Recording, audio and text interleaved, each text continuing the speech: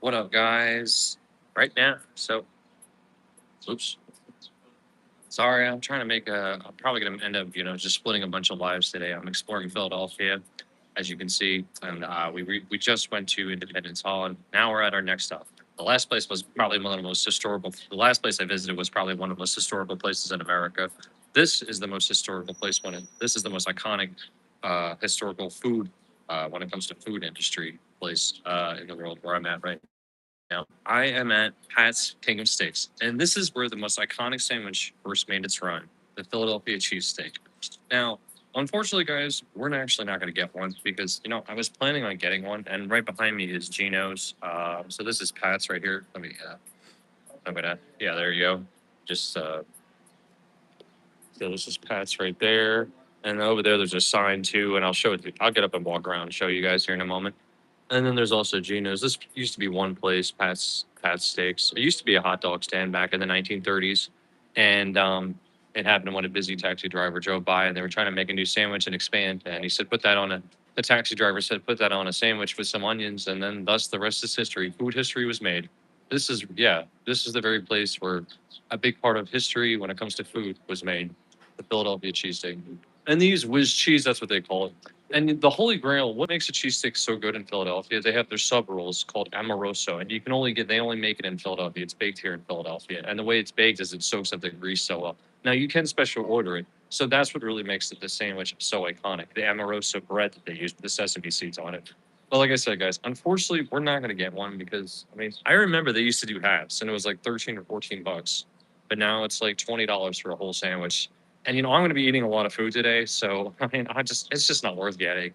I really wanted to, and like I said, guys, I know I'm going to taste it. Oh, I'm definitely going to like it, but this is really, when I had this discussion with another friend at work, the best places on earth for certain food, like they're supposed.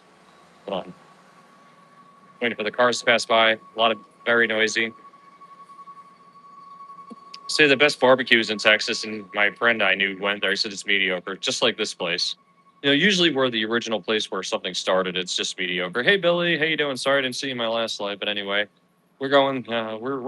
We're moving and moving today. We got a lot of places to go. We're in Philadelphia, Pennsylvania. Very good place. If you ever come to America, I think Philadelphia is a great place to visit if you like food. Food wise, I think this would be a great place to visit. This is my hometown too, so yeah. So that's what we're doing. We're just doing a lot, moving and moving. So anyway, sorry if I forget to say hello. I forgot. I'm sorry, guys. So anyway, so that's where we're at right now. I'm about to get up and walk around and show you. And you know what's even more interesting about this? That basketball court right over there. Does that look familiar? And I'll walk over there and show you guys. But that is where the intro of the Fresh Prince of Bel Air was filmed in West Philadelphia, born and raised on a playground where I spent most of my days. So yeah, very interesting, right? It's a very iconic place. So yeah.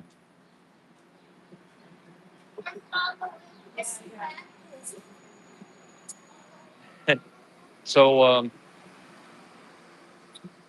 but yeah, so now you know a little bit of a history about the sandwich and everything. But like I said, I really wanted to try one with you guys on camera, but I decided not to just because they're just too expensive and it's just not worth buying.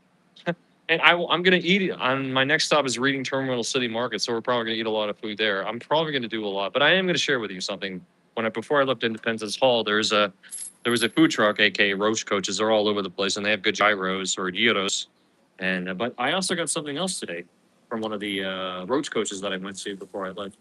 So I'm definitely gonna do a review on it. I have it already. So what they do in some food trucks around here for breakfast in Philly. They take kibasi and they put it on, hoagie roll. That's Philly for sub roll, and then they put ketchup, catsup, and cheese and an egg on top of it. It must be a Philly thing. I don't know, but it's actually pretty good. So I'm definitely gonna rate this with you guys. But man, very simple but very good actually. Now I know what to do for breakfast.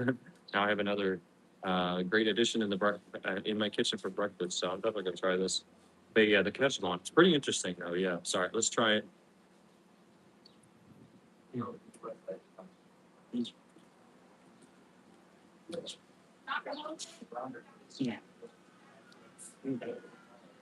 I'm also gonna do a short of this, but that is really good. The egg goes pretty well with the sausage, pretty surprisingly.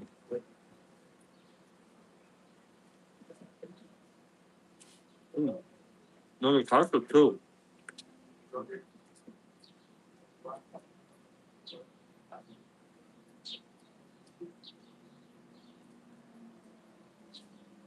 Mm.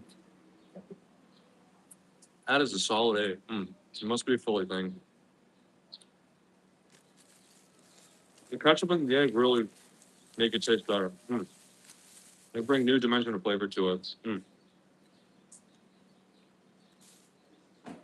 That doesn't really have a specific name. It's just if you go to a food truck in Philadelphia, you can one of their breakfast food trucks. They have kibasi with egg and cheese on top, and it's actually pretty good. So, you want something different for breakfast? It's a Philly thing. Try that. And I'm really sorry, guys. I'm just not going to be able to rate a Philadelphia cheesesteak with you. It's just that I got to save some room for other food that I'm going to be doing because I'm going to be doing a lot of food reviews. So, anyway, yeah, I really wanted to, but I knew even like I said, this place is mediocre. There's so many other places in America, in Philadelphia, that you could try, because it's such an expanded icon, the Philadelphia cheesesteak.